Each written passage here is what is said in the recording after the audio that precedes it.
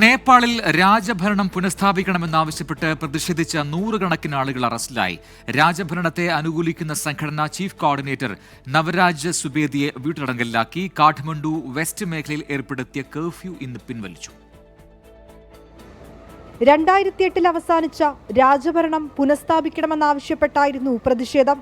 രാജവാഴ്ച അനുകൂല സംഘടനകളുടെ നേതൃത്വത്തിൽ നടന്ന പ്രതിഷേധത്തിനെതിരെ പോലീസ് കണ്ണീർവാതകം പ്രയോഗിച്ചു. ഇതോടെ പ്രതിഷേധം കലാപത്തിലേക്ക് വഴിമാറി. മാധ്യമപ്രവർത്തകനടക്കം 2 പേർ മരിക്കുകയും 50-ലധികം പേർക്ക് പരിക്കേൽക്കുകയും ചെയ്തു. 10-ലധികം കെട്ടിടങ്ങൾ അഗ്നിക്കിരയായി. സർക്കാരിന്റെ അടക്കം 15ഓളം വാഹനങ്ങൾ ആക്രമിക്കപ്പെട്ടു. കലാപമുണ്ടായതിനെ തുടർന്ന് നേപ്പാളിൽ സൈന്യത്തെ വിന്യസിച്ചു. സ്ഥിതിഗതികൾ ചർച്ച ചെയ്യാനായി നേപ്പാൾ പ്രധാനമന്ത്രി KP ശർമ്മ ഓലി അടിയന്തര യോഗം വിളിച്ചു. പ്രതിഷേധം നടത്തിയ 100-ലധികം പേരെ പോലീസ് അറസ്റ്റ് ചെയ്തു. രാജവാഴ്ച അനുകൂല സംഘടന ചീഫ് കോർഡിനേറ്റർ നവരാജ് സുബേദിയെ വീട്ടുതടങ്കലിലാക്കി.